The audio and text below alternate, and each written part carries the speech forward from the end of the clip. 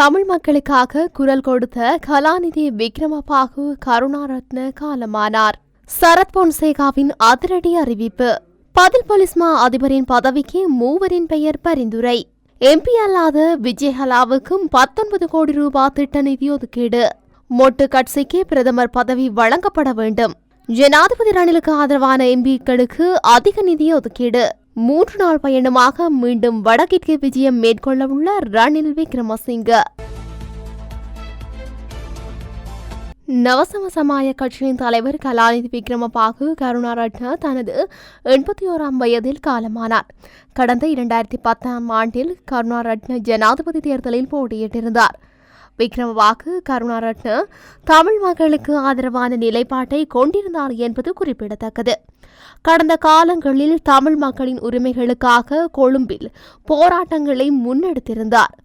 1977ஆம் ஆண்டில் விக்ரமபாகு கருணாரத்ன நவசம சமாஜ கட்சியில் இணைந்து கொண்டிருந்தார். நாடாளுமன்ற உறுப்பினர் வாசுதேவ நாணயக்கார உள்ளிட்ட பல்வேறு இடதுசாரி கட்சி தலைவர்களுடன் கடந்த காலங்களில் நெருக்கமான தொடர்புகளை பேணியிருந்தார். இலங்கை பல்கலைக்கழகத்தின் பொறியியல் பட்டதாரியான கலாநிதி விக்ரமபாகு கருணாரத்ன கேம்பிரிட்ஜ் பல்கலைக்கழகத்தில் கலாநிதி பட்டம் பெற்றுக் கொண்டார். அவர் 18 ஆண்டுகளாக பேராதனை பல்கலைக்கழகத்தில் விரிவுரையாளராக கடமையாற்றியுள்ளார். நிறைவேற்று அதிகார ஜனாதிபதி முறைமைக்கு எதிராக குரல் கொடுத்த காரணத்தினால் அவர் தனது தொழிலை இழக்க நேரிட்டது. இனங்களுக்கு சுய நிர்ணய உரிமை வழங்கப்பட வேண்டும் என்பதில் உறுதியாக இருந்த கலாநிதி விக்ரமபாகு கருணாரத்ன தமிழ் மக்களின் உரிமைகளுக்காக தொடர்ச்சியாக குரல் கொடுத்து வந்துள்ளார் என்பதும் குறிப்பிடத்தக்கது. இலங்கையின் முன்னாள் ராணுவ தளபதியும் நாடாளுமன்ற உறுப்பினருமான பீல்டு மார்ஷல் சரத் பொன்சேகா ஜனாதிபதி தேர்தலில் போட்டியிடுவதாக தனது அதிகாரப்பூர்வ எக்ஸ் தளத்தில் அறிவித்துள்ளார்.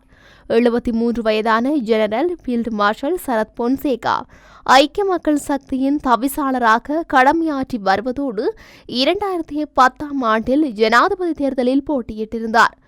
முன்னாள் ஜனாதிபதி மஹிந்த ராஜபக்சவிற்கு எதிராக தேர்தலில் போட்டியிட்டு தோல்வியை தழுவியிருந்தார். இவ்வாறான ஒரு பின்னணியில் தான் மீண்டும் ஜனாதிபதி தேர்தலில் போட்டியிடுவதாக சரத் பொன்சேகா அதிகாரப்பூர்வமாக அறிவித்துள்ளார்.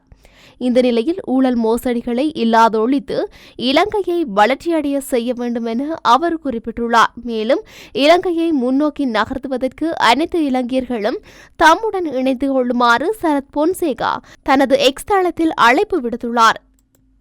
தேசபந்து தென்னக்கோன் போலீஸ் மா அதிபராக கடமையாற்றுவதற்கு நீதிமன்றம் இடைக்கால தடை விதித்துள்ள நிலையில் பதில் போலீஸ் மா அதிபர் பதவிக்கு 3 பேரின் பெயர்களை பரிந்துரை செய்யப்பட்டுள்ளன. சிரேஷ்ட பிரதி போலீஸ் மா அதிபர் லலித் பதிநாயக, சிரேஷ்ட பிரதி போலீஸ் மா அதிபர் பிரியந்த வீரசூரிய மற்றும் சிரேஷ்ட பிரதி போலீஸ் மா அதிபர் சஞ்சீவ தர்மரட்ன ஆகியோரின் பெயர்கள் இவ்வாறு பரிந்துரைக்கப்பட்டுள்ளன. ஜனாதிபதி ரணில் விக்ரமசிங்கவின் தீர்மானத்திற்கு அமைய இந்த சிரேஷ்ட பிரதி போலீஸ் மா அதிபர்களில் ஒருவர் பதில் போலீஸ் மா அதிபராக நியமிக்கப்படுவார் என போலீஸ் தலைமையக தகவல்கள் தெரிவிக்கின்றன. போலீஸ் திணைக்களத்தின் சேவை மூப்பு அடிப்படையில் 2ஆம் இடத்தை வகித்து வந்த பிரதி போலீஸ் மா அதிபர் நிலந்த ஜெயவர்தனவிற்கு கடந்த வாரம் கட்டாய விடுமுறை வழங்கப்பட்டது. இதன்படி நாட்டின் போலீஸ் துறையில் சேவை மூப்பு கூடிய அதிகாரியாக மத்திய மாகாணத்திற்கு பொறுப்பான சிரேஷ்ட பிரதி போலீஸ் மா அதிபர் லலித் பதிநாயக்க திகழ்கின்றார் என்பது குறிப்பிடத்தக்கது. இதேவேளை சேவை மூப்பு அடிப்படையில் 2ஆம் இடத்தை வடமத்திய மாகாணத்திற்கு பொறுப்பான பிரதி போலீஸ் மா அதிபர் பிரியந்த வீரசூரியவும் 3ஆம் இடத்தை சப்ரகமுவ மாகாணத்திற்கு பொறுப்பான பிரதி போலீஸ் மா அதிபர் சஞ்சீவ தர்மரட்னவும் வகிப்பதாக தெரிவிக்கப்படுகின்றது. யாழ்ப்பாணம் தேர்தல் மாவட்டத்தில் எதிர்க்கட்சி நாடாளுமன்ற உறுப்பினர்களுக்கு அபிவிருத்தி நிதியாக தலா 5 கோடி ரூபாய் அனுமதிக்கப்பட்டுள்ள நிலையில் நாடாளுமன்ற உறுப்பினர் அல்லாத ஆளும் கட்சி அமைப்பாளரான விஜயகலா மகேஸ்வரனிற்கு 19 கோடி ரூபாய் அனுமதிக்கப்பட்டுள்ளது. நாடாளுமன்ற உறுப்பினர்களுக்கு வரவு செலவு திட்டத்தில் அனுமதிக்கப்பட்ட 5 கோடி ரூபாய் நிதி தற்போது 6 நாடாளுமன்ற உறுப்பினர்களான அமைச்சர் டக்ளஸ் தேவானந்தா, சித்தார்த்தன், ஸ்ரீதரன், எம்.ஏ. சுமந்திரன், கஜேந்திரகுமார் பொன்னம்பலம், கஜேந்திரன் ஆகியோருக்கு அனுமதிக்கப்பட்டுள்ளது. நாடாளுமன்ற உறுப்பினரான சி.வி. விக்னேஸ்வரனுக்கான நிதி இதுவரை அனுமதிக்கப்படவில்லை. இதே நேரம் 8வது நாடாளுமன்ற உறுப்பினரான அங்கேயன் ராமநாதனுக்கு 15 கோடி ரூபாய் அனுமதிக்கப்பட்டுள்ளது.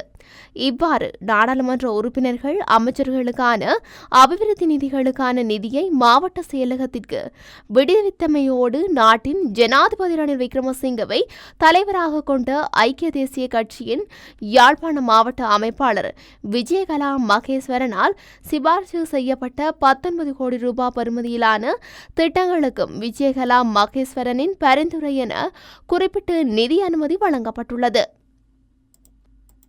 ஸ்ரீலங்கா பொதுஜன முன்னணிக்கு வெளியே ஓர் வேட்பாளருக்கு ஜனாதிபதி தேர்தலில் ஆதரவளித்தால் பிரதமர் பதவி தமது கட்சிக்கு வழங்கப்பட வேண்டுமென கட்சியின் தேசிய அமைப்பாளர் நாமல் ராஜபக்ச தெரிவித்துள்ளார். ஸ்ரீலங்கா பொதுஜன முன்னணியின் கூட்டம் ஒன்றில் பங்கேற்றதன் பின்னர் ஊடகங்களிடம் அவர் இதனை தெரிவித்துள்ளார். முன்னாள் ஜனாதிபதி மஹிந்த ராஜபக்சவின் இல்லத்தில் இந்த கூட்டம் நடைபெற்றுள்ளது. எதிர்கால அரசியல் நிலைமைகள் மற்றும் ஜனாதிபதி தேர்தலுக்கான ஆயத்தங்கள் தொடர்பில் இந்த சந்திப்பில் விசேட கவனம் செலுத்தப்பட்டுள்ளது. முன்னாள் ஜனாதிபதி மஹிந்த ராஜபக்ச, கட்சியின் ஸ்தாபகர் பெசில் ராஜபக்ச உள்ளிட்ட பலரும் இந்த கூட்டத்தில் பங்கேற்றிருந்தனர் என்பது குறிப்பிடத்தக்கது. இதேவேளை பெசில் ராஜபக்ச ஜனாதிபதி ரணில் விக்ரமசிங்கவை சந்தித்து பேச்சுவார்த்தை நடத்த உள்ளதாக தெரிவிக்கப்படுகின்றது. ஜனாதிபதி ரணில் விக்ரமசிங்கவுக்கு ஆதரவு வழங்கி வருகின்ற நாடாளுமன்ற உறுப்பினர்களுக்கே தற்போது அதிகளவான நிதி ஒதுக்கீடு செய்யப்பட்டுள்ளது என தெளிவாக புலப்படுகின்றது என இலங்கை தமிழரசு கட்சியின் பேச்சாளரும் நாடாளுமன்ற உறுப்பினருமான ஜனாதிபதி சட்டத்தரணி M.A. சுமந்திரன் தெரிவித்துள்ளார். யாழ்ப்பாணத்தில் நேற்று வர்த்தக சங்கத்தினருடன் நடைபெற்ற சந்திப்பின் பின்னர் ஊடகங்களுக்கு கருத்து வெளியிடும் போதே சுமந்திரன் எம்பி மேற்கொண்டவாறு கூறியிருக்கின்றார்.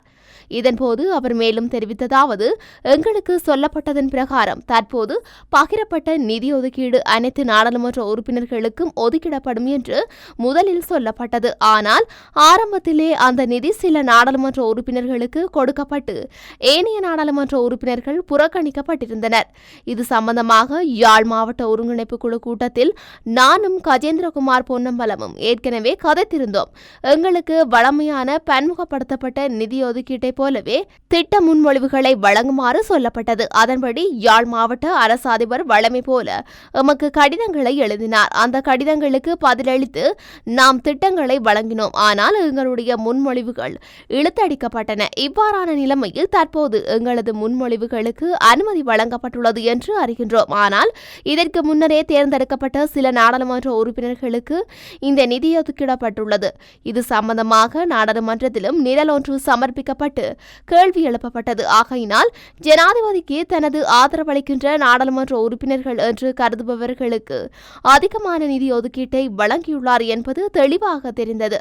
இந்த விடயம் பொதுவெளியில் குற்றச்சாட்டாக முன்வைக்கப்பட்ட பிறகு மற்றவர்களுக்கும் இந்த நிதி தற்போது பகிரப்பட்டுள்ளது என்று அறிகின்றேன் என குறிப்பிட்டுள்ளார். வடக்கு மாகாணத்துக்கு 3 நாள் பயணமாக ரணில் விக்ரமசிங்க மீண்டும் வருகை தரவுள்ளார் என்று அறிவிக்கப்பட்டுள்ளது. ஆகஸ்ட் மாதம் 2ஆம் தேதி முதல் 4ஆம் தேதி வரையான 3 தினங்கள் ஜனாதிபதி வடக்கில் தங்கியிருந்து விசேட கலந்துரையாடல்களை நடத்துவதற்கான ஏற்பாடுகள் செய்யப்பட்டுள்ளன. இந்த காலப்பகுதியில் 2ஆம் தேதி யாழ்ப்பாணம் மாவட்டத்தில் விசேட அபிவிருத்தி குழு கூட்டத்துடன் பல சந்திப்புகளும், 3ஆம் தேதி கிளிநொச்சி மாவட்டத்தில் விசேட அபிவிருத்தி குழு கூட்டத்துக்கும் ஏற்பாடு செய்யப்பட்டுள்ளது. இதேபோன்று 4ஆம் தேதி முல்லைத்தீவு மாவட்டத்தில் விசேட கலந்துரையாடலுக்கான காணி உறுதி வழங்கும் நிகழ்வும் ஏற்பாடு செய்யப்பட்டுள்ளதாக தெரிவிக்கப்படுகின்றது.